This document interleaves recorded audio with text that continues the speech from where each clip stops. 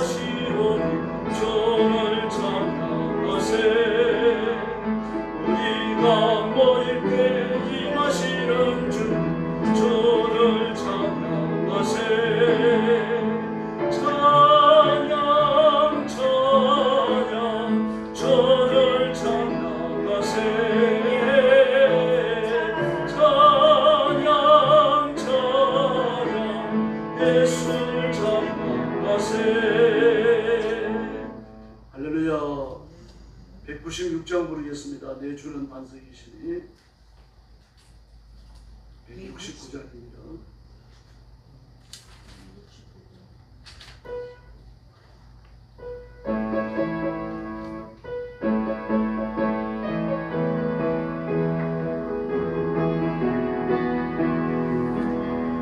주는 반석이시니 저곳은 안전하도다. 질병과는 없으니 저곳은 안전하도다. 나의 예수는 반석이시니 반석이니 반석이니 나의 예수는 반석이시니 저곳은 안전하도다. 많이 불고 비 와도 저곳은 안전하도다. 별이 넘쳐 올라도 저곳은 안전하도다.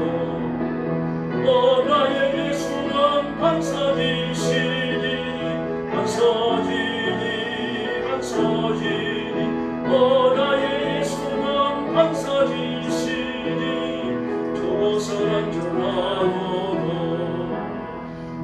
위한 반석이시니 저곳은 안전하도다. 원의 손이 있으니 저곳은 안전하도다. 나의 예수는 반석이시니 반석이니 반석이니 나의 예수는 반석이시니 저곳은 안전하도. 3절 부릅니다. 위한 반석이시니 저곳은 안전하도다. 원의 손이 있으니 저곳은 안전하도다. 나의 예수는 반석이시니 반석이니 반석이니 나의 예수는 반석이시니 저곳은 안전하도다. 할렐루야. 예수님은 우리의 반석이신 줄로 믿습니다. 경배 175장입니다. 175장입니다.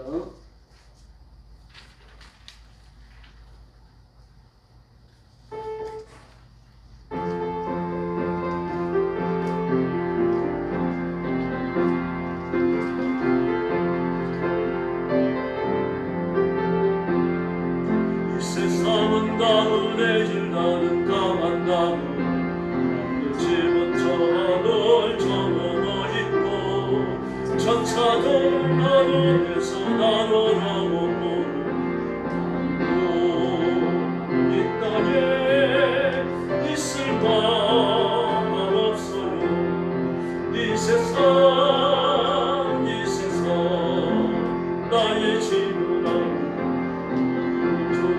하나 다시 오시네 천사들은 하늘에서 나눠라고 이 땅에 있을 만 없어요 이 세상은 고독고랑 슬픈 외롭된 세상 주님 의지할 것밖에 없어요 앞서가신 성도들의 순교 정신 따라서 이름은 싸워서 가리라 이 세상 나의 집은 주거지 않아 다시 오시니 천사들은 하늘에서 나눠라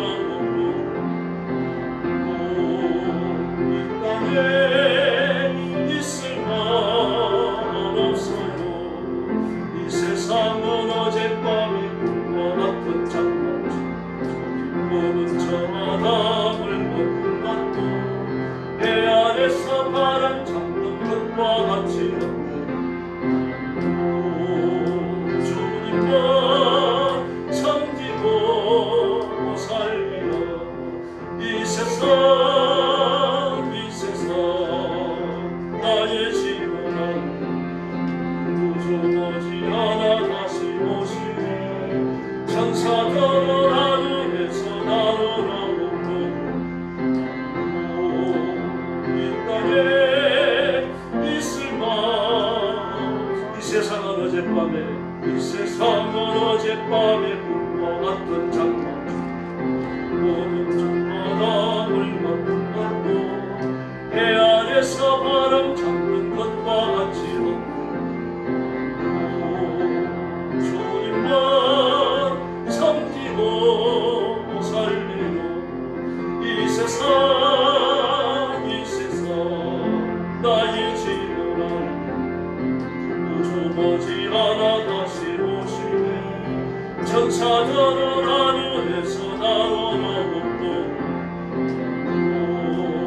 이 땅에 있을 만 없어요. 할렐루야. 우리 영원한 집은 하나님 나라인 줄로 믿습니다. 찬송가 325장입니다. 325장 부르겠습니다.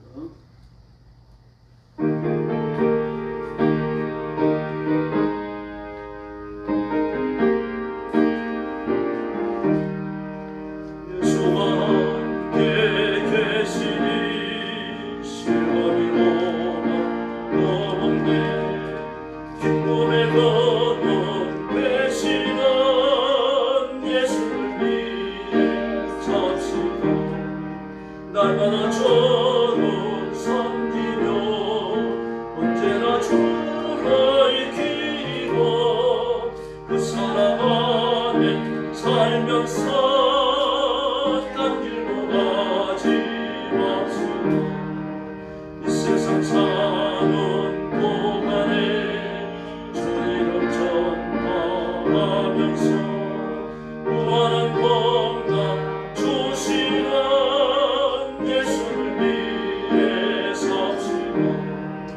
날마다 주를 섬기며 언제나 주를 기리고 그 사랑 안에 살면서 딴 길로 가지 맙시다 이 세상 짓고 없어도 예수는 나의 친구니 우리 아니걸 어디고 예수를 위해 삽시다 날마다 주를 섬기며 언제나 주를 기리고 그 사랑 안에 살면서 딴 길로 가지 맙시다 주께서 심판하실 때 잘했다 칭찬하리니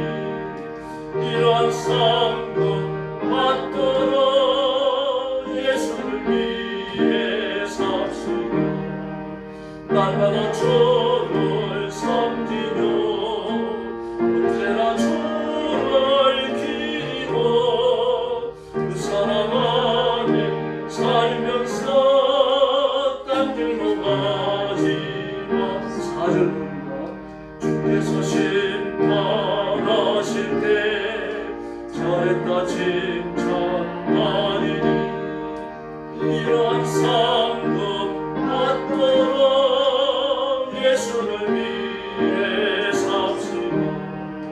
날마다 주를 섬기며 언제나 주를 기리고 그 사랑 안에 살면서 딴 길로 가지 맙시다.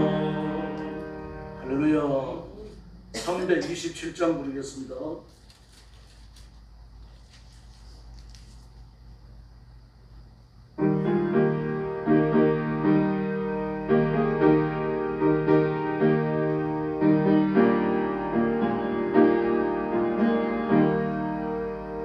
주님 조심하며 믿어 얻기 위해 정성 기도하며 주의 재단 앞에 모두 바치기 전 오늘만 생각하며 주의 재단에 산제사 드린 후에 전의 맘을 저장하니 주의 뜻을 따라 그와 동행하며 몸만 떠리네.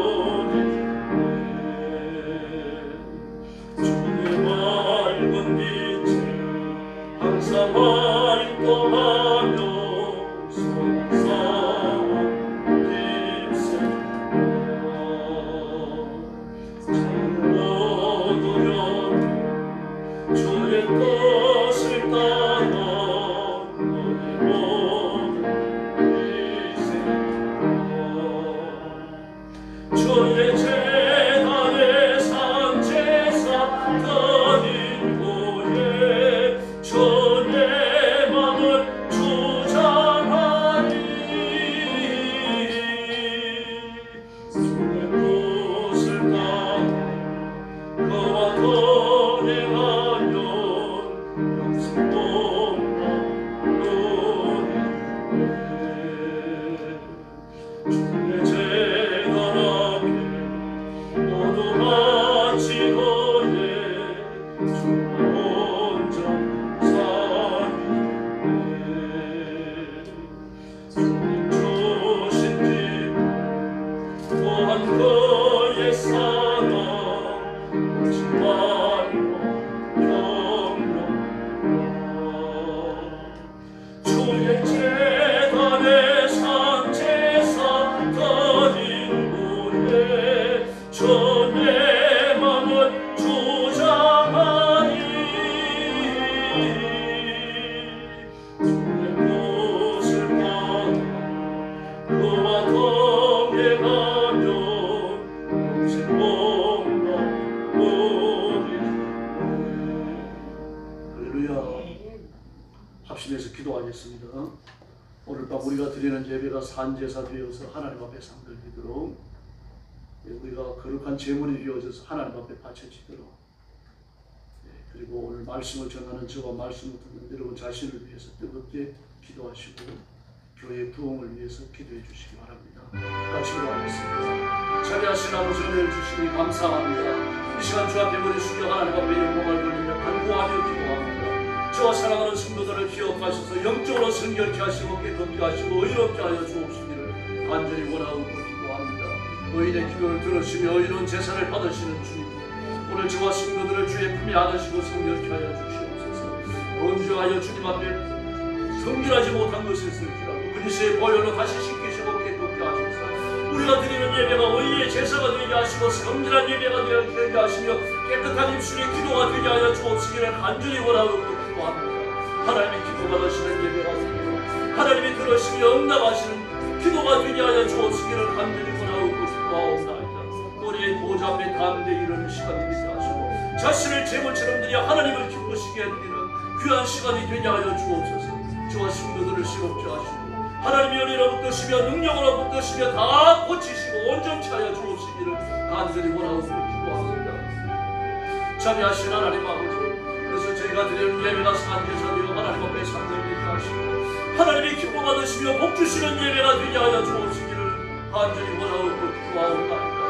자비하신 하나님 아버지 은혜 위에 은혜를 부어 주시기를 바랍니다. 하나님의 말씀이 설교되는 귀한 시간입니다. 설교하는 존재의 은혜를 주시기를 바랍니다. 이 말씀을 정직하게 설교하게 하시고 말씀을 받는 성도들의 심령 속에 하나님의 말씀을 사모하게 하시며 말씀을 들으며 믿음을 화합하게 하여 주시기를 바랍니다. 그래서 말씀대로 살며 말씀이 약속하는 복을 누리며 말씀이 약속하는 승리를 누리게 하여 주시옵기를 간절히 원하고 기도합니다. 자비하신 하나님 아버지 은혜 주시기를 바랍니다. 정직하게 설교하게 하시고 하나님께서 주시는 말씀을 감흥없이 전하게 하여 주옵시기를 간절히 원하고 기도합니다. 말씀을 주시는 아버지의 심정을 주시옵소서, 아버지의 마음을 주시옵소서, 아버지의 관심을 주시옵소서. 자비하신 하나님 아버지, 우리 교회를 주님 앞에 맡깁니다. 살아있는 예배, 깨어있는 예배가 되게 해주시고 하나님이 오시는 그날까지 복음 전하는 교회가 되게 하여 주시고 하나님이 기뻐하시며 복 주시며 품에 안으시는 살아있는 교회가 되게 하여 주옵시기를 원하옵나이다. 전능하신 하나님 아버지, 기적을 베풀어 주시옵소서, 은혜를 베풀어 주시옵소서, 하늘문을 열어 주시옵소서. 사랑의 아버지 감사합니다. 주의 오심이 가까울수록 말씀이 혼란스러워지며 진리가 빛을 잃고 어둠이 승하는 것을 봅니다. 그럴지라도 말씀을 붙들고 끝까지 영적 전투를 수행하게 하시고 말씀의 성결함과 말씀의 의로움과 깨끗함을 위해서 목숨을 바치는 저희들이 되게 하여 주시옵소서. 말씀을 전하는 종에게 은혜를 주시고 아버지의 마음을 주시옵소서. 이 말씀을 정직하게 설교할 수 있도록 복을 내려 주시옵소서. 말씀을 받는 성도들에게 은혜를 주시고 이 말씀을 믿음으로 받게 하시고 말씀을 기쁨으로 받게 하시고 말씀을 아멘으로 받게 하여 주시옵소서. 말씀이 그 삶을 변화시키며 말씀이 그 인생의 복을 베풀며 말씀이 그 길을 인도하는 거룩한 역사와 결실을 허락해 주시옵소서. 우리 교회를 아버지 앞에 맡깁니다. 살아있는 교회, 부흥하는 교회가 되게 하시고 예수님 오시는 그날까지 복음 전하며 선교하는 재림의 징조를 성취하며 이루는 교회가 되게 하여 주시옵소서. 예수님의 이름으로 간절히 기도 올리옵나이다. 아멘.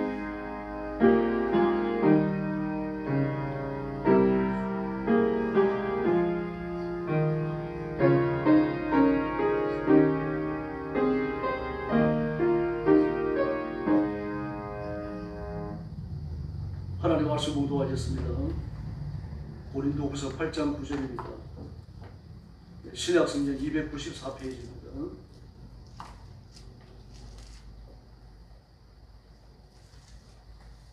고린도후서 8장 9절 같이 공부하겠습니다.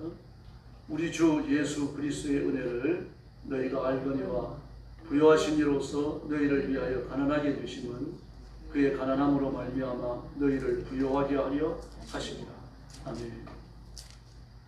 예수님이 가난하게 되신 것은 우리를 부요하게 하기 위함이라고 말씀하십니다. 이 가난과 부요라고 하는 건 물질의 개념이 아닙니다. 이 세상을 초월하는 거죠. 천국에 가난한 자는 없습니다.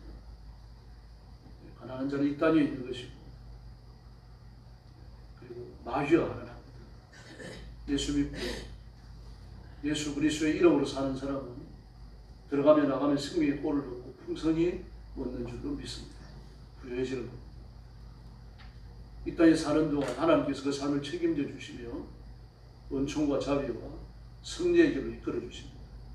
그러므로 여기에 가난하게 되셨다라고 하는 건 율법의 저주를 받았다는 뜻입니다. 하나님께 버림을 받았다는 게 아니고요. 바로 우리의 운명을 책임지셨기 때문입니다. 그러나 예수님께서 나 대신 가난해지셨기 때문에 우리가 영적 부요와 육신의 치료, 이 땅에 사는 동안 필요한 것들을 공급받는 줄로 믿습니다. 그 부요함의 절정은 영생입니다.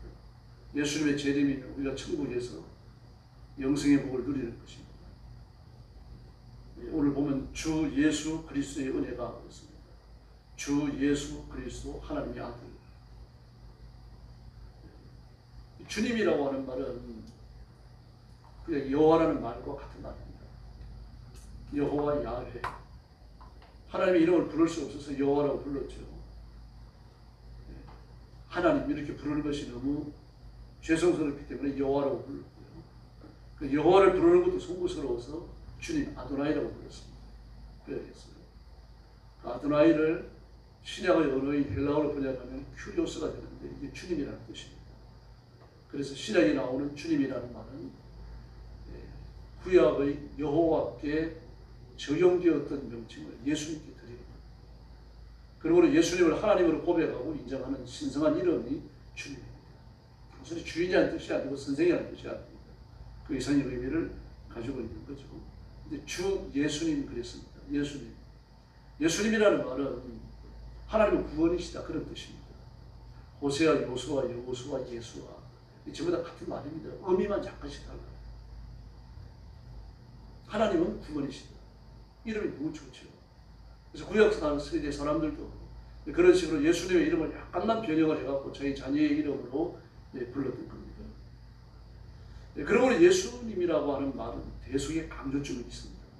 내 죄를 짊어지셨다. 내 죄를 사하셨다. 하나님의 자녀가 되게 해주셨고 율법의 저주와 지옥의 형벌과 심판을 면하게 해주셨다. 그런 의미를 가지고 있는 겁니다.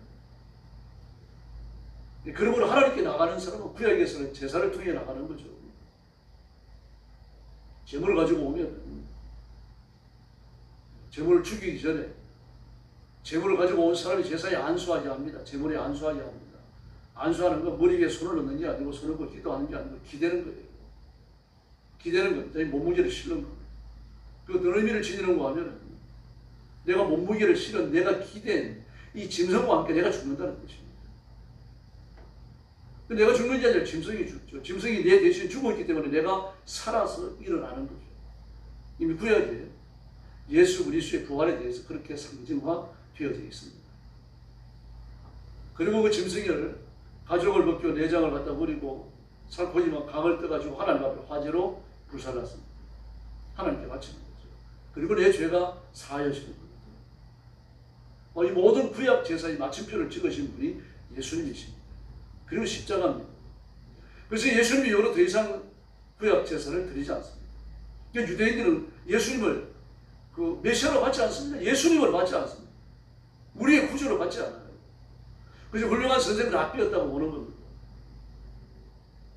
그래서 그들은 지금도 진짜 메시아를 기다리고 있고 진짜 메시아가 오면 성전 피 흘리는 제사를 부활시킬 걸로 보고 있습니다. 그래서 솔로몬 성전과 스룹바벨 성전에 이어서 제3의 성전을 지을 수 있는 모든 준비를 다 갖추고 있습니다. 그럼 미국 같은 경우도 이게 부채질을 하고 있죠. 너희들이 땅만 준비하고 설계도만 만들어라. 그러면 황금 사원을 우리가 지어주겠다. 그렇게 말하고 있습니다.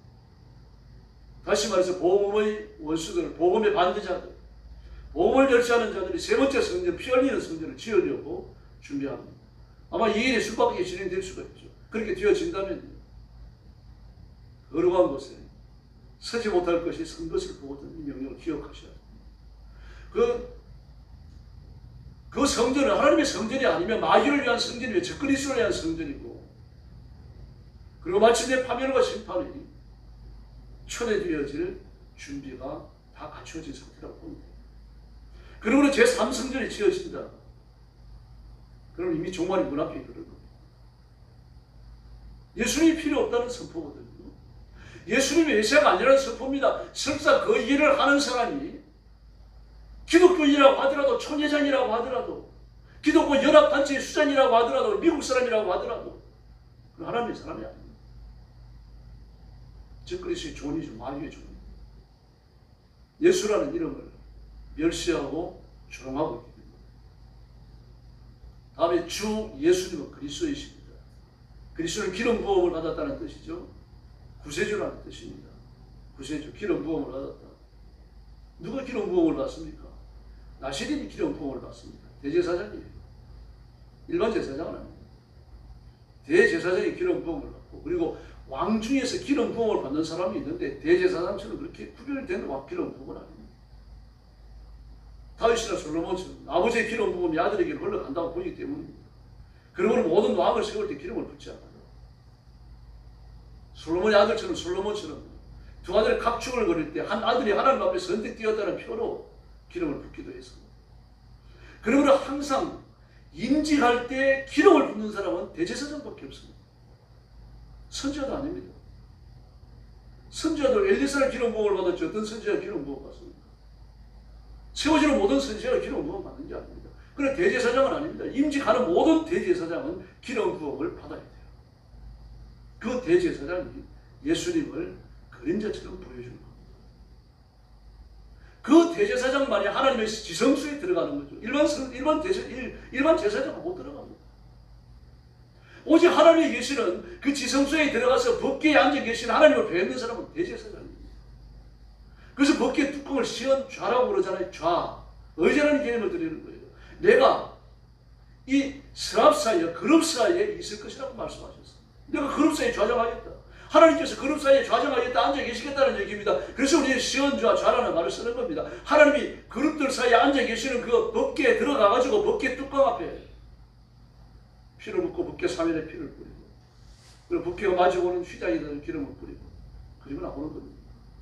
그리고 온 이스라엘 백성들이 모든 죄가 1년 동안 지은 죄가 단번에 사해지는 겁니다. 그리고 제사장은 나와서 사절을 선포하고 축도를 하면서 하나님의 은혜를 선포했던 겁니다. 그러므로 대제사장이 지성소에 들어가 피를 바치는 것이 없다면요, 지성소에 들어가 그 시언좌에 좌정하신 하나님을 뵙는 것이 없다면요, 대속죄의 축도도 없습니다. 1년간의 죄도 사해지지 않습니다. 비결이 일어나는 거죠. 바로 이걸 전면적으로 보여주는 것이 그리스도이십니다. 그리스도만이 메시아이시며 통치자이시며 사단의 권세를 깨뜨리시고 그 백성들을 사단의 타락에서 그 구출하여 건져내시는 그분이 그리스도이십니다. 그래서 우리는 중첩된 이름을 예수님께 적용하는 겁니다. 주 예수 그리스도.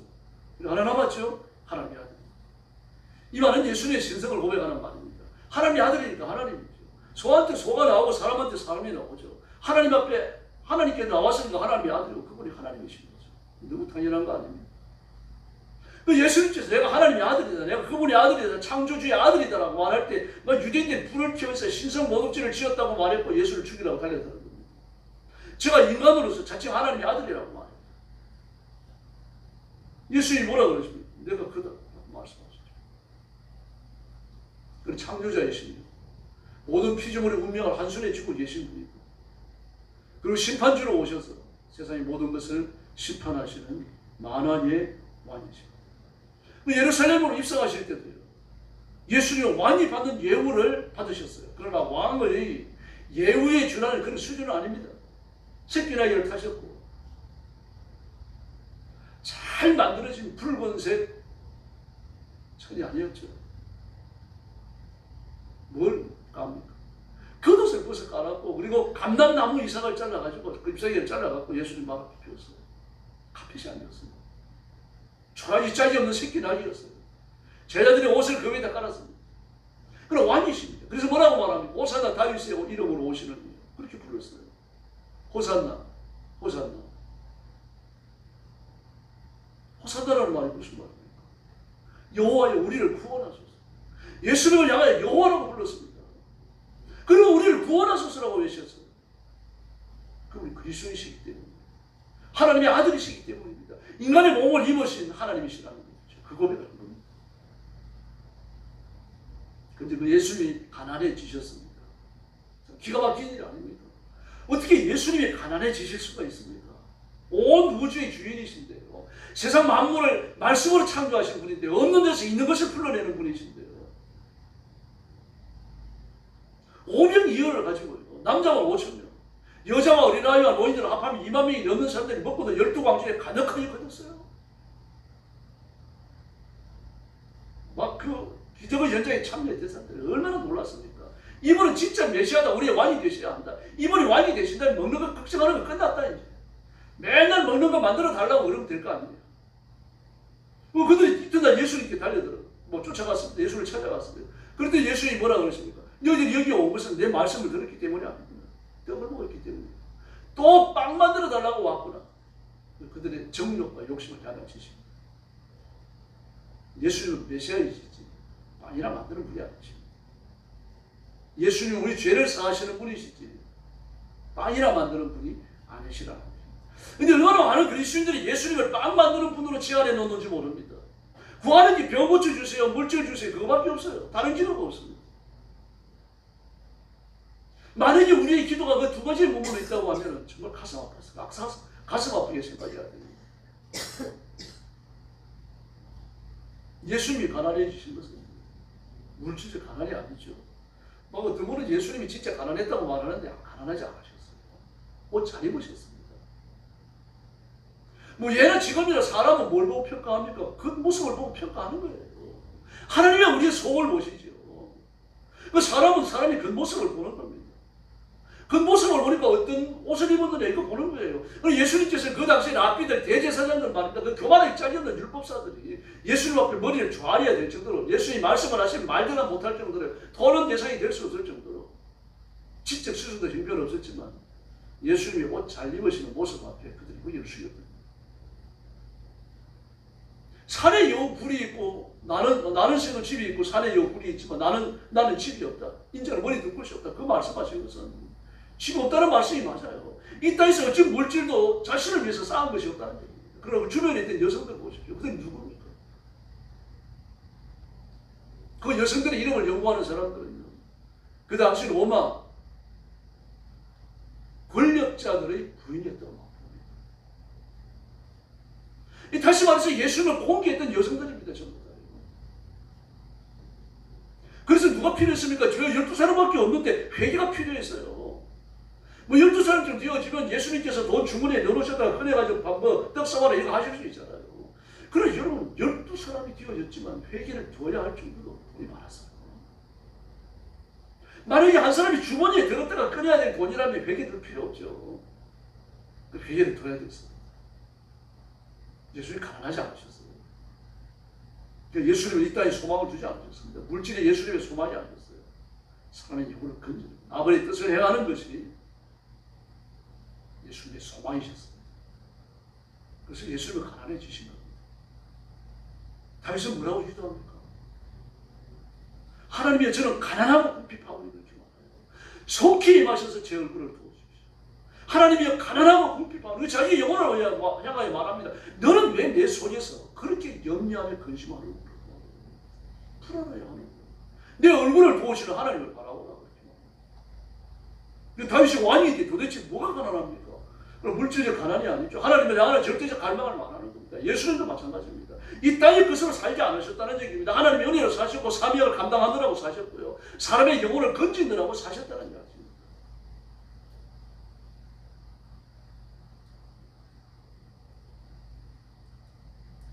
그래서 예수님은 부유하셨지만 하나님이시지만 천국의 영광을 가지셨지만 가난하게 되셨다. 죄 짓고 멸망받은 인간의 모습으로 이 땅에 오신 것은 우리를 하나님의 영광으로 옷 입히기 위해서라고 말씀을 하시는 겁니다.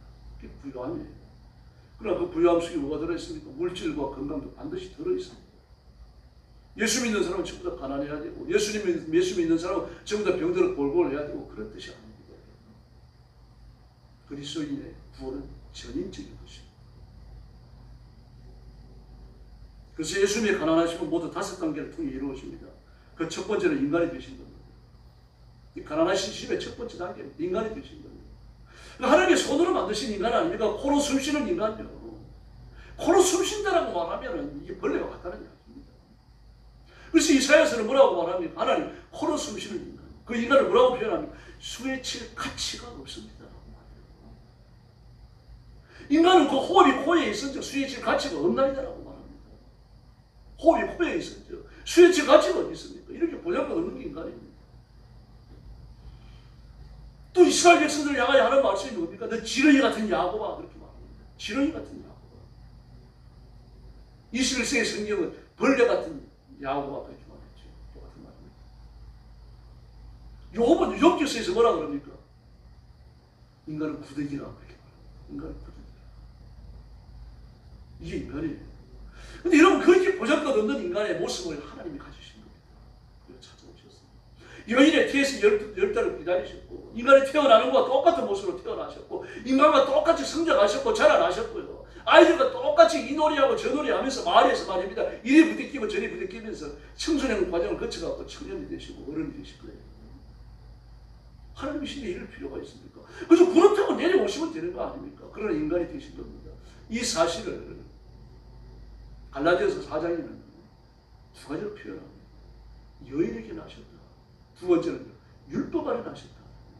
여인에게 나셨다. 율법 아래 나셨다. 여인에게 태어났기 때문에 인간이죠. 인간으로 태어났기 때문에 율법의 모든 저주를 감당하실 수 있는 자격을 가지셨다는 뜻입니다.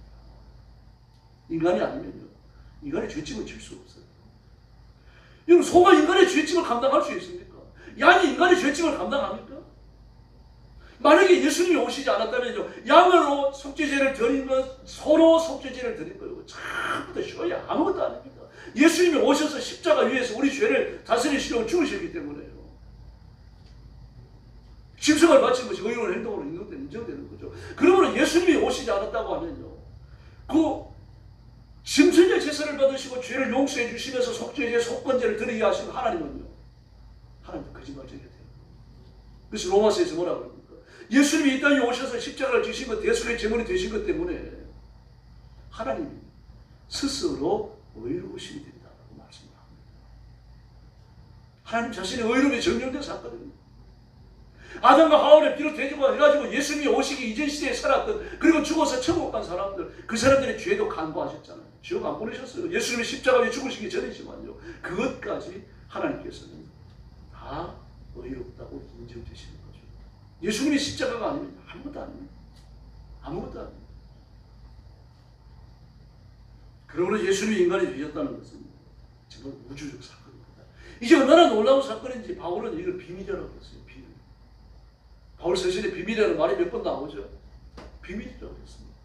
이 비밀이라고 하는 것을 펼쳐놓고 읽으면 알 수 있는 그런 비밀이 아닙니다. 봐도 모르는 비밀, 미스테리를 말해요. 그래서 요한복음 1장 14절을 보니까 말씀이 육신이 되어 우리 가운데 거하심에 우리가 그 영광을 보니 아버지의 독생자의 영광이 은혜와 진리가 충만하더라. 할렐루야. 그 육신을 입고 이 땅에 오신 것이 장막을 친 것, 구약시대에 이스라엘 백성들이 광야에서 장막을 친 것과 똑같다는 거예요. 그런데 인간의 몸을 입으신 그 모습을 보니까 아버지의 영광이 충만하더라. 은혜와 진리가 충만하더라. 그렇게 말하고 있습니다. 기독교 신앙 전체를 두고 가장 중요한 교훈입니다. 성육신이 없었다면, 예수님께서 인간이 되는 과정이 없었다면 어떤 인간도 소망이 없습니다. 예수님, 삼일째 하나님, 스스로의 함정에 빠지십니다. 불경스러운 말입니다. 그렇습니다. 그러므로 예수님께서 인간의 몸을 입으신 것은 하나님 자신을 의로우다 하시며, 의로우시다 하시며, 이 말씀입니다. 그래서 로마서 3장 4절과 갈라디아서 4장 4절을 보면 인간의 몸을 입고 이 땅에 오신 분 성육신의 주체는 영원전부터 계시는 말씀이십니다. 말씀. 요한복음 1장에 나오죠. 태초에 말씀이 계십니다. 그 말씀은 하나님의 말씀이라는 말이 아닙니다. 그래서 말씀이라는 말 그대로 말씀입니다. 그럼 왜 살아계신 하나님을 말씀이라고 부릅니까? 하나님의 말씀을 이루려고 오셨기 때문이에요. 인간의 말이라고 하는 건 공기적인 몇 시간이 지나면 사라져 없어지는 겁니다. 그럼 하나님의 말씀은요, 말씀을 지나면 사라져 없어지지 않습니다. 영원히 존재합니다.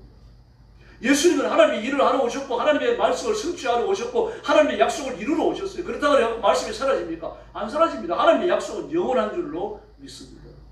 그 말씀을 믿고 말씀을 의지하고 기도하면 말씀대로 오늘도 하나님께서는 이루시고 역사해 주시는 겁니다. 그래서 성육신은 예수님이 이 땅에 오시고 말씀이 되신 사건은요, 하나님이 불타는 사랑입니다. 인간이 범죄한 후에도 하나님이 이 사랑을 포기하지 않으셨고, 그리고 마침내 예수님이 오셔서 십자가 위에 죽으신 것. 다음에 예수님이 가난해지신 것 둘째, 율법을 지키신 것. 우리가 여러 번 묵상합니다만 예수님은 율법을 지킬 필요가 없으셔요. 율법의 주인이시죠. 율법을 주신 분이 우리한테 율법을 지켜라 해갖고 주신 분이에요.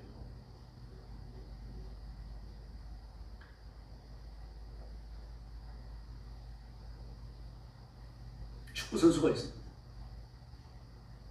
그리고 축구 선수 심판을 보는 사람이 축구 선수들이 지키는 룰을 지킬 필요 있습니까?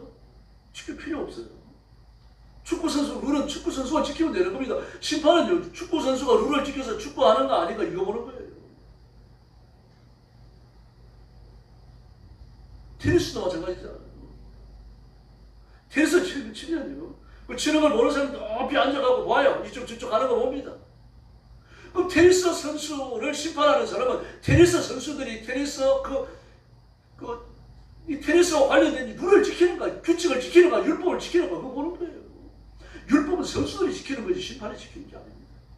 그러므로 하나님이신 예수님은요, 성자 하나님께서 예수님 율법을 지킬 필요가 없으신 거죠. 근데 지키셨어요. 예수님께서 세례를 베푸는 요한을 찾아가니까 요한이 깜짝 놀랍니다. 제가 예수님께 세례를 받아야 되는데 어째 나한테 오십니까? 그때 예수님께서 뜻밖의 말씀을 하셨어요. 허락하라. 나한테 세례를 베풀어라. 이렇게 하여 하나님의 의를 이루는 것이 합당하다고 했습니다.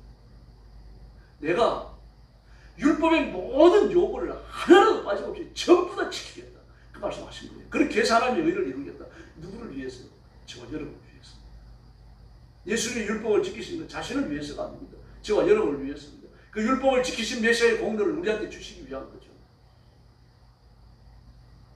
그래서 웨스트민스터 신앙 고백서는요, 오직 예수님만 율법을 완벽히 지키셨다고 고백합니다. 빌립보서 2장 6절로 8절을 보니까 그는 근본 하나님의 본체시나 하나님과 동등됨을 취할 것으로 여기지 아니하시고 오히려 자기를 비워 조의 형체를 가져서 사람과 같이 계셨고 사람의 모양으로 나타나서 자기를 낮추시고 죽기까지 복종하셨으니 그 십자가에 죽으심이라. 할렐루야. 자기를 비워 조의 형체를 가졌고 사람들과 같이 되셨고 사람의 모양으로 나타나셨고 자기를 낮추시고 십자가에 죽기까지 복종하셨다. 누가 누구한테 복종합니까? 자신이 하나님이신데 그러나 복종하셨어요. 왜 그렇습니까? 그렇게 하여 율법의 요구를 만족시키기 위해서입니다. 율법의 요구가 뭡니까? 죄의 삭은 사망이에요. 그런데 죄 없으신 예수님께서 죄의 삭이 사망인 이 모든 율법의 요구를 온 몸으로 온 인격으로 다 받아들이셨다. 다음에 예수님이 가난이신 것 세 번째는 술은 나가신 겁니다. 웨스트민스터 신앙 고백서는 예수님의 고난에 대해서 이렇게 말합니다. 그는 또한 가장 무거운 영적 고통과 가장 괴로운 육적 상처를 입으시고 십자가에 못 박혀 죽으셨다. 할렐루야. 가장 무거운 영적 고통과 가장 괴로운 육신적 상처를 입으시고 십자가에 못 박혀 죽으셨다. 영적인 고통과 육신적인 괴로움이 참 최상법을 썼어요. 가장이라는 말을 썼어요. 이 땅에 어떤 피조물도 예수님 같은 고통을 겪지 않는다는 말입니다. 주님은 그 고통을 겪으셨습니다. 그러므로 예수님께서 받으신 고생은 고난은 공생의 3년만이 아닙니다. 태어나시는 모든 과정을 통해서 예수님이 십자가에 죽으신 그 직전까지 모든 육신에서의 일들이 주님의 고난에 해당되었습니다. 그리고 예수님의 고난은 십자가에 가까이 갈수록 가중되었고 십자가에서 절정을 이룹니다. 예수님은 출생부터 죽어온 위험에 시달리죠. 헤롯 대왕 같은 사람은 2살 이하의 아이를 다 죽여요. 아주 무자비하게 짝이 없습니다. 그 동방 박사들도 와가지고 그 유대의 왕으로 태어나신 아기를 경배하러 왔다 그러니까 그 2살까지 죽일 필요가 뭐 있습니까? 그게 2년 이후의 일도 아니고 예수님이 태어나신 지 얼마 안 돼서 일어난 일이지 않습니까? 왜 그렇습니까? 예수님이 아직 베들레헴에 계셨잖아요. 잠깐 사의 일이에요. 근데 2살 아이들 다 죽입니다. 혹시 몰라가지고 정말 더럽죠. 그리고 정말 악귀와 같습니다. 어쩌면 자기의 왕위를 지키기 위해 가지고 2살짜리 아이를 전부 다 죽이라 그렇게 말할 수 있겠어요. 정말 악하기 짝이 없습니다. 그리고 예수님은 금식하시며 광야에 죽이고 피곤하셨어요. 오직 있으면 마귀가 광야에 널려있는 돌들을 가지고 이 돌 가지고 빵을 만들어 먹으라 그랬습니까? 광야에 널려있는 돌들이 주먹만하게 생겨가지고 빵처럼 보인답니다. 배하고 보면은 그 금식하는 사람들 보면 막 음식 환상을 보는 사람도 있어요. 하도 먹고 싶고 자기도 모르게 입맛 다시고 그 금식 시작하고 일주일간 힘들어요. 금식이 육신에 적응하려고 그러면 일주일 정도 지나야 돼요. 좀 빨리 적응하는 사람도 있는데 그런 사람도 5일 정도 걸려요. 막 그 전에 먹고 싶어가지고 환장을 합니다. 막 물이라도 배부르게 먹어야 돼. 그게 인간입니다. 근데 예수님께서 40일 금식하셨는데 육신을 가지셨는데 어떻게 배가 안 고프겠습니까? 마귀를 찾아가가지고 예수님의 가장 약한 부분을 찔러요. 항상 그랬어요. 예수를 시험할 때 온갖 고난과 역경을 다 주고 예수님께서 말입니다. 죽은 자를 살리시고 모든 질병을 고치시고 말입니다. 악한 영들을 쫓아내시는 이런 일을 하시는데도 예수님을 향하여 뭐라고 하는데 사생하지. 귀신 들렸지. 뭐 그렇게 뭐라고 쳐요. 그 예수님이 하나님의 능력으로 그 기적을 행하는 줄을 모릅니까? 세상에 어떤 라피도 불치의 병을 치료한 자가 누구 있습니까? 누가 문둥병자를 치료했고, 누가 손과 발에 잔여가 있는 사람을 치료했고요. 누가 죽은 자를 살렸습니까? 그 메시아만이 할 수 있는 거고, 메시아만이 할 수 있는 일을 예수님이 하셨고, 이게 1, 2년 만에 3년을 배우셨잖아요. 그 사실을 처음으로 보고를 받으셨어요. 내린 결론이 뭡니까? 너 귀신 들렸구나. 너 바알심을 지폈구나. 너 사생았구나. 하나님이 하신 것을 고의적으로 거부하는 거죠. 그러므로 성령을 회방하는 자는 구원받을 필요 없습니다. 성령 회방자는 모르고 짓는 죄가 아니에요. 알면서 고의적으로 하나님께 대항하고 하나님을 향하여 대결하는 거예요. 마귀가 하는 짓이에요. 마귀에게 속한 자가 아니면 그렇게 할 수가 없습니다. 마귀의 손에 붙들린 자, 마귀에게 쓰임받는 자가 아니면 하나님께, 예수님께, 교회에 대하여, 성경에 대하여 그렇게 반항할 수가 없어요.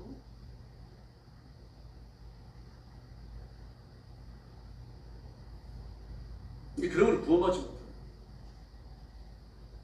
얼마나 피곤하셨는지 말입니다. 배 고문을 베고 잠이 드셨는데 그 배가 요동을 칩니다. 막 몇백 명 타는 큰 배가 아닙니다, 여러분. 고기전은 조그마한 조합배예요. 많이 타야 10명, 20명, 20명 타는 배도 큰 배입니다. 그런 배를 탔으니까 막 그 풍랑이 이니까 이게 뒤집히려고 요동을 칠 거 아닙니까? 그런데도 안 계셔요. 하도 피곤하시니까요.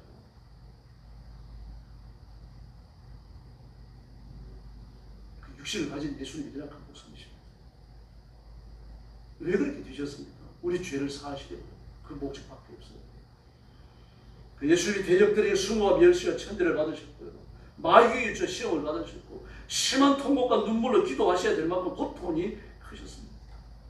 그리고 마침내 온갖 업조 창승의 죄악을 짊어지고 그리고 십자가를 지시고 버림받으십니다. 하나님께 버림받는 아버지께 끊겨지는 그 아픔과 비통함을 온 몸으로 온 인격으로 맛보시는 겁니다. 마태복음 27장 46절을 보니까요. 제 90점에 예수께서 그에게 소리질러 가라사대 엘리 엘리 라마 사박다니 하시니 이러면 나의 하나님 나의 하나님 어찌하여 나를 버리셨나이까 하는 뜻이라. 예수님이 버림받으신 것. 사실 내가 버림받고 내가 지옥에 떨어지고 내가 영원한 형벌과 심판에 던져져야 되는 거 아닙니까? 그런데 나 대신 예수님이 버림받으신 거예요. 이것이 손의 절정입니다. 그리고 예수님께서 가난해지신 네 번째 십자가에 죽으십니다. 예수님의 죽으심은 지어낸 것도 아니고 착각도 아니고 번복도 할 수 없는 겁니다. 그래서 예수님이 십자가에 죽으신 건 단지 몇몇 만에 쳐다보는 은밀한 가운데 이루어지는 일이 아닙니다. 예수님이 십자가에 죽으실 것을 구경하느라고 말입니다. 적어도 100여 명이 넘는 사람들이 왔습니다. 어쩌면 몇백 명일지도 몰라요. 그런 사람들이 와가지고 예수님이 죽는 모습을 구경하자 그래갖고 말입니다. 도시락 싸들고 왔을 거예요. 한두 시간 안에 죽는 게 아니니까요. 그리고 도시락 까먹으면서 예수님이 죽으시는 모습을 다 보는 겁니다. 여러분. 더구나 백부장은 어떤 사람입니까? 그 사형장을 주관하고 통제하는 백부장은요. 수없이 십자가형을 집행해온 십자가형의 달인이에요. 그 사람이 산 사람, 죽은 사람, 기절한 사람 모르겠습니까? 그 사람 입으로 뭐라고 말하면 그는 죽었다고 말합니다. 그리고 그는 진정한 하나님의 아들입니다. 사형을 집행한 백부장, 무리들, 수많은 유대 군중들과 랍비들, 제자들, 예수님을 따르는 그 수많은 무리들요. 예루살렘 구경꾼들이 지켜보는 가운데 백주에 진행된 사건입니다. 그래서 예수님의 죽으심을 로마 백부장이 확인했고 사형 집행관들이 확인을 했고요. 빌라도 아리마대 사람 요셉과 제자들이 확인했습니다. 그들이 다 같이 예수님의 죽으심을 하나같이 확인을 했습니다. 그리고 예수님의 시신은 무덤 속에 묻히십니다. 이것이 가난해지신 다섯 번째 모습입니다. 예수님이 가난해지신 마지막 단계이기도 합니다. 그래서 무덤에 계시는 동안 지옥의 형벌에 버려주셨고 그리고 부활하실 때 마침내 그 육신과 변하지 않는 육신, 변화된 육신, 새로워진 육신, 죽지 않는 육신, 그 육신과 결합하여 새 모습을 가지시게 되는 겁니다. 바로 이것이 가난해지심의 마지막 단계였습니다. 예수님이라고 하시고 이 자리에 가고 싶지 않으셨어요. 그 저주의 자리, 저주받은 자리, 심판의 절정, 이 자리에 누가 가고 싶겠습니까? 예수님도 마찬가지입니다. 인간의 몸을 입으신 그 연약함 때문에 거절하시잖아요. 아버지 할 수만 있다면 이 자를 내게서 옮겨주십시오. 이 단순히 십자가의 고통이 무서워서가 아니에요. 십자가의 고통을 통해 가지고 하나님 앞에 버림받고 지옥의 형벌 심판 가운데 던져지는 이것을 맛봐야 한다는 말입니다. 그게 얼마나 큰 고통인지 아시기 때문에 그래서 우리의 부유해지심을 위해서 그렇게 스스로 가난해지셨다 성경은 진단합니다. 그러므로 예수님만 의지하시면 됩니다. 예수님만 붙드시면 될 줄로 믿습니다. 니고레 목사님, 예수 믿는 믿음이 어떤 것인지에 대해서 이런 예화를 들어 설명을 했습니다. 대학 입학한 아들이 먼 곳에 떨어져 있으니까 이 사람은 이제 말하자면 대학이 없는 집안에서 이제 학교를 다녔고, 그리고 대학 입학 시험에 합격을 해가지고 이제 통지서를 받아가지고 뭐 차 타고 몇 시간 가야 되는 먼 도시에 있는 대학을 다니는 거예요. 근데 그 아들이 이제 아빠한테 얘기하는 겁니다. 아빠, 많이 힘드신 줄 압니다만 저한테 자동차한테 사주세요. 중고로 만족합니다. 그 차를 타고 학교도 다니고 집에도 올 수 있도록 그렇게 아버지한테 부탁을 했습니다. 아버지가 흔쾌히 얘기합니다. 그러자고요. 그래서 기숙사로 떠나는 거예요. 아버지가 성경책을 내밀면서 네가 기숙사에 도착해서 가장 먼저 성경을 읽어라. 빌립보서 4장 19절을 읽기를 바랍니다. 그래서 절망을 합니다. 돈을 달라고 그랬는데 성경을 주고, 돈을 달라고 그랬는데 성경을 먼저 읽으라 그러니까 아버지가 섭섭했습니다. 그러니까 아버지가 섭섭하고 아버지의 배신감을 느껴놓으니까 성경을 안 읽었어요. 그런 6개월 동안 열심히 공부를 하고 말이죠. 걸어다니고 애를 먹다가 집에 돌아온 겁니다. 아버지가 섭섭했죠, 6개월 동안. 근데 아버지 반갑게 맞이하시면서 너 왜 걸어왔니? 차를 안 샀니? 아니, 아버지 돈을 안 주고 성경책 주셨잖아요. 아버지가 다시 말합니다. 너 성경을 한 번도 안 펼쳐봐. 지금이라도 펼쳐봐. 빌립보서 4장 19절입니다. 그래서 그 아들이 아버지 앞에 손이 부글거리지만 성경을 펼쳐들었어요. 그리고 말을 잃어버렸어요. 15,000불짜리 수표가 들어있었습니다. 지금 우리 돈으로 말하자면 한 2천만 원 정도 좀 넘는 돈입니다. 그런데 리고레 목사님이 한참 목회할 때니까 이제 아마 한 2012년 이전이 될 겁니다. 근데 그때 15,000불은 큰 돈입니다. 아마 우리나라에서 그때 되면은 소나타 새 차가 아마 2,000만 몇백만 원이 살 수 있었을 거예요. 그 미국에서 2,000 몇백만 원이면 뭐 중고차 좋은 거 사는 거죠. 그리고 메모가 들어있었습니다. 아들아, 이걸로 네 마음에 들지는 않겠지만 필요한 차를 사라. 만약에 돈이 모자라면 내가 더 보내줘야 돼. 웃으면서도 후회하는 거죠. 내가 성경책을 펼치지 않았을까. 우리가 똑같습니다, 여러분. 하나님께 똑같은 방법으로 교훈을 주시는 겁니다. 얘들아, 제발 그리스도의 이름으로 기도해라.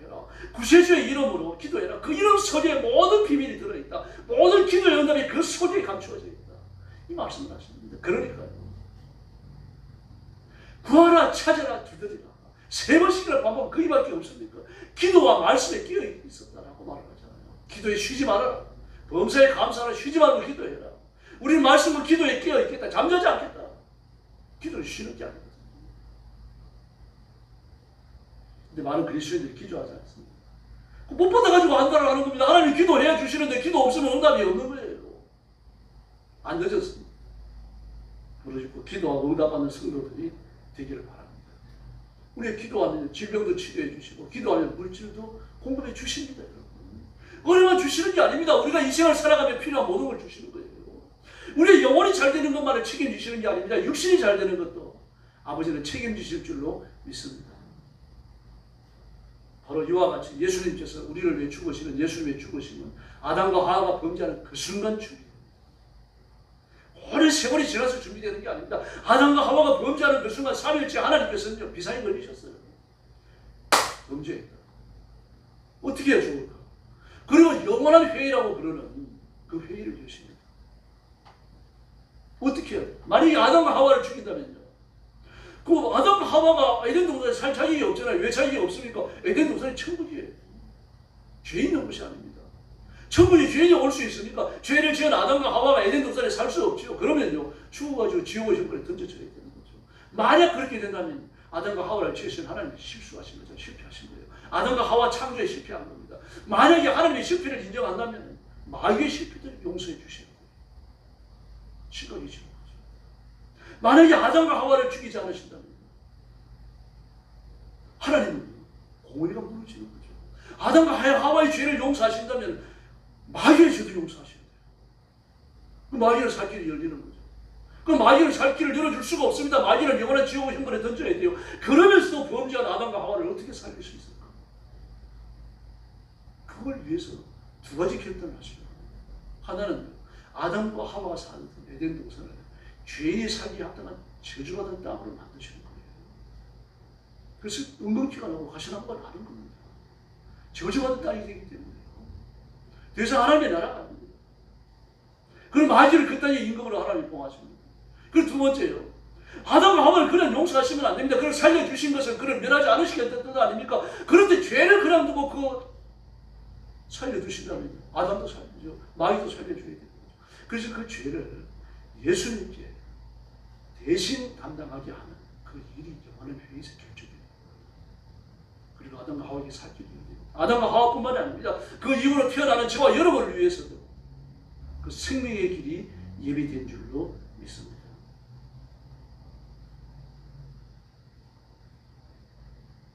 그래서 마귀는 끊임없이 자기의 살 길을 위해서 하나님의 구원을 실제로 돌아가기 위하여 전 역사를 통해서 끊임없이 하나님의 일에 회방을 하던 것. 그게 자기가 살 길입니다. 지금도 마찬가지입니다. 하나님의 자녀들, 하나님의 백성들, 하나님의 교회를 무너뜨리고 타락시키고 멸망으로 모아라 늘 계획을 세우고 그 일을 집행합니다. 그럼 우리가 깨어 기도하고 예수님의 이름을 붙들면 마귀가 아니라 우리가 승리할 줄로 믿습니다. 바로 그 예수님은 아담과 하와가 타락한 그 순간부터 준비되어진 죽음을 이루러 오셨고, 그리고 예수님의 죽으시는 특이한 성격을 지니죠.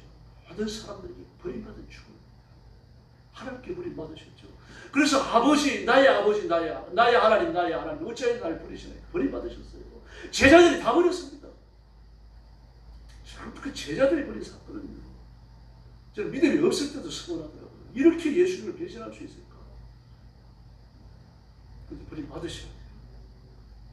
하나님께 버림받으셨죠. 제자들에게 버림받으셨죠. 모든 사람들에게 버림받으셨죠. 그리고 예수님은 지옥 갈 만큼 충분히 약한 죄인들의 죄를 짊어지시고 스스로 십자가 위에서 죽으시고, 그리고 저와 여러분이 새 생명 얻고 영생 얻어서 살아난 줄로 믿습니다. 이 주님의 사랑입니다. 아버지의 사랑입니다. 그래서 주님의 사랑은 공평한 사랑이고 아버지의 사랑은 갚을 수 있는 사랑이 아닙니다. 감사하고 찬미하고 자랑하고 전해야 되는 사랑입니다. 바로 이 책임이 사명으로 우리에게 지어준 줄로 믿습니다. 그 십자가 때문에 사랑이 완성되고, 십자가 때문에 용서가 완성되고, 십자가 때문에 우리의 영생이 완성됩니다. 그러므로 예수님의 십자가가 없다면 아무것도 아닙니다. 십자가는 주님의 죽으심은 기독교 신앙의 핵심입니다. 예수님을 굳게 붙드십시다. 그 영을 의지하고 기도해서 악한 마귀의 권세를 깨뜨리고 악한 영들을 몰아내야 합니다. 우리 자신과 우리 교회와 여러분 가정과 대한민국 온 세계 평화를 위해서 영적인 전투를 계속해야 됩니다. 나라가 타락하는 것, 사회가 어지럽혀지는 것, 우연히 되는 것 아닙니다. 그 배후에는 마귀의 치밀한 계획과 공작이 있습니다. 바로 그 마귀를 공격해야 되고, 그 예수님의 이름으로 몰아내야 되고, 하나님의 통치와 승리를 선포해야 할 줄을 믿습니다. 고린도 히브리서 2장 18절을 보니까 이렇게 말합니다. 그는 예수님입니다. 예수님이 시험을 받아 고난을 당하였은즉 시험 받는 자들을 능히 도우실 수 있느니라. 예수님이 친히 온갖 고난을 다 당하셨으니까 육신적 고난을 당하는 우리 형제를 너무 잘 아신다는 거예요. 인간이 안 되셨더라도 잘 아셔요. 창조주시니까. 근데 인간이 되셨어요. 그러면 누구보다도 잘 아시는 거죠. 나보다 나를 더 잘 아시는 분이 예수님이십니다. 예수님 앞에 부르짖고 강구해서 능력과 권능과 기적으로 공급을 받으시길 바랍니다. 그의 손길을 의지하고 그 이름을 의지하고 삶 속에 하나님의 기적이 날마다 새롭게 피어나고 결실하는 큰 역사가 나타나기를 예수님의 이름으로 축원합니다. 기도하겠습니다. 자비로 오신 아버지 하나님 감사합니다.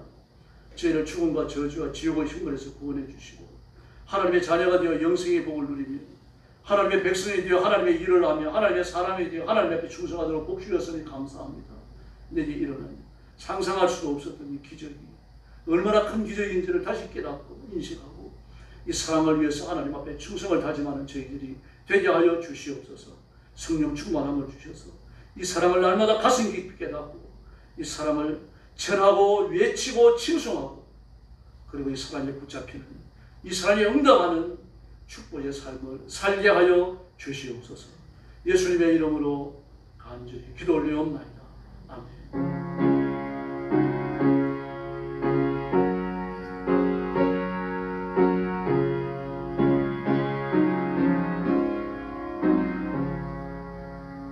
찬송가 83장 부르겠습니다.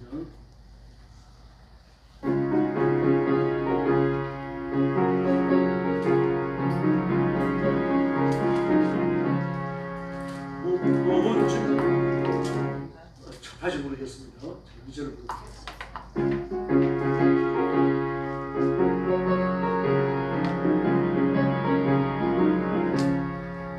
나의 말에 근심거는 마음에 덮이고 눈물 하염없이오네 인자하고 도더러운 성으로서 위로할 이유가 있을까 주 예수 주 예수 주 예수밖에 누가 있어 슬퍼 낙심될 때에 내 친구 되시는 예수밖에 다시는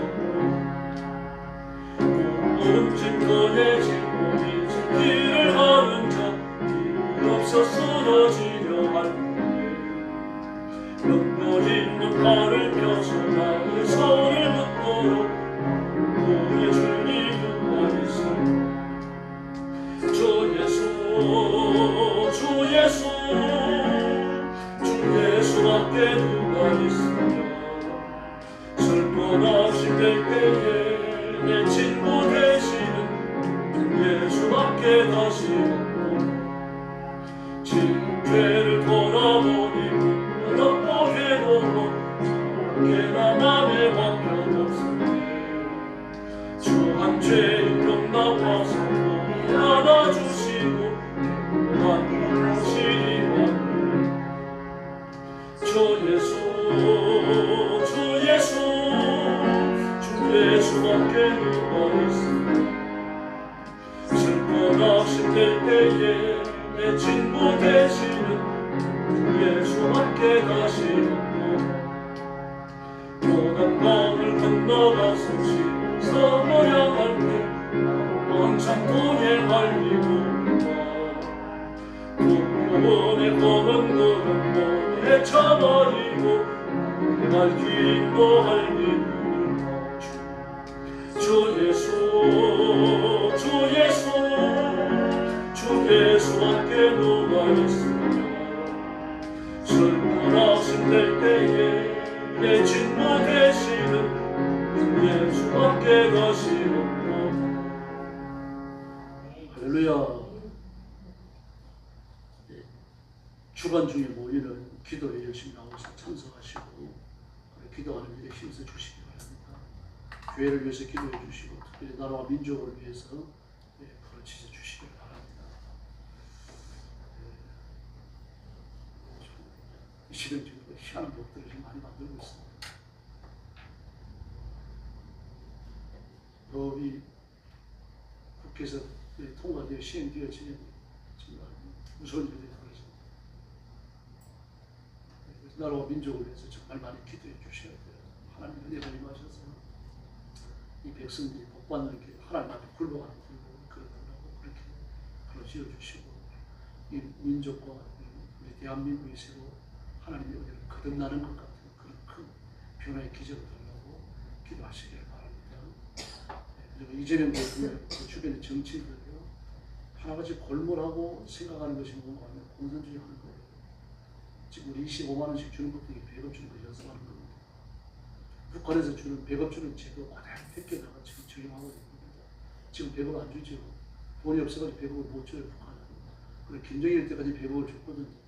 그 제도를 그대로 적용하고 있습니다. 그래서 좀 6.25 전쟁을 피해가지고 산속에 들어가서 구국지간 세우고 기도하는 그런 우리 선조들의 마음으로 나라와 민족을 위해서 연락하면서 기도해 주시고 교회 부흥을 위해서 여러분 식사 중이라도 뜨겁게 기도해 주시길 바랍니다. 옆에 계시는 분들하고 인사 나눠주시기 바랍니다.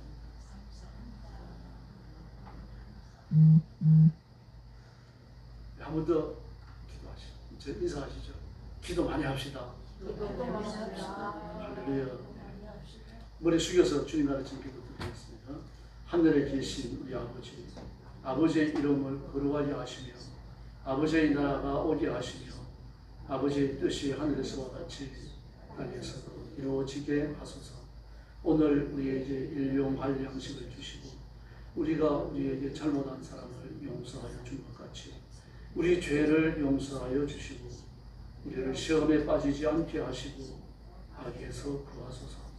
나라와 권능과 영광이 영원히 아버지의 것입니다. 아멘.